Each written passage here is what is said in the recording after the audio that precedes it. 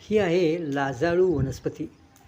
तिला मिमोसा पिडिका असं शास्त्रीय नाव आहे.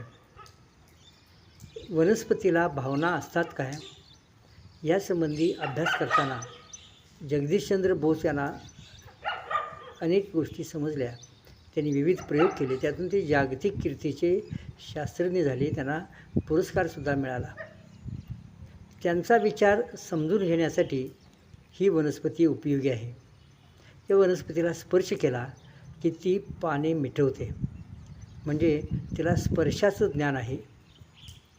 ही लाजाळू वनस्पती गवताच्या स्वरूपामध्ये खुरटं गवत म्हणून या माळावरती, आता इथं आहे माळावर आहे, पण ती अगदी शेतामध्ये सुद्धा असते. बागायती शेतीमध्ये सुद्धा ही गवत स्वरूपात असते आणि मग ती उपटून टाकावी लागते. तिला नंतर फुलं येतात, बारीकशा बिया, फळं येतात.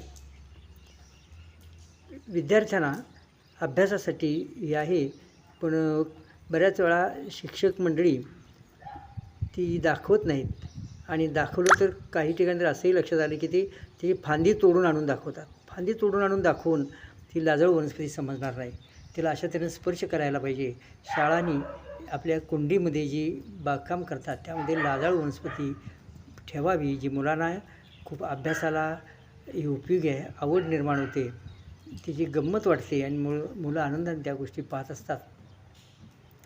अशी लाजाळू वनस्पती, तिला सेन्सिटिव्ह प्लांट असं सुद्धा म्हटलं जातं. या वनस्पतीच्या एकाच देठाला चिंचेच्या पानाप्रमाणे लहान लहान पर्णिका असतात. त्यांची संख्या जवळजवळ 25 ते 30 असते. या पर्णिका एकमेकाला एका देठानं जोडलेले असतात आणि तो देठ परत मुख्य फांदीला जिथं जोडलेला आहे तिथूनसुद्धा ती वनस्पती लाजल्याप्रमाणे खाली वाकते. स्पर्शाला ती प्रतिसाद देते. हा स्पर्श मानवी असेल, प्राण्याचा असेल, म्हणजे सजीवाचा असेल किंवा निर्जीवाचा असेल, तरीसुद्धा ती या तऱ्हेचा प्रतिसाद देते. स्वतःचं संरक्षण करण्यासाठी तिचा हा एक मार्ग आहे.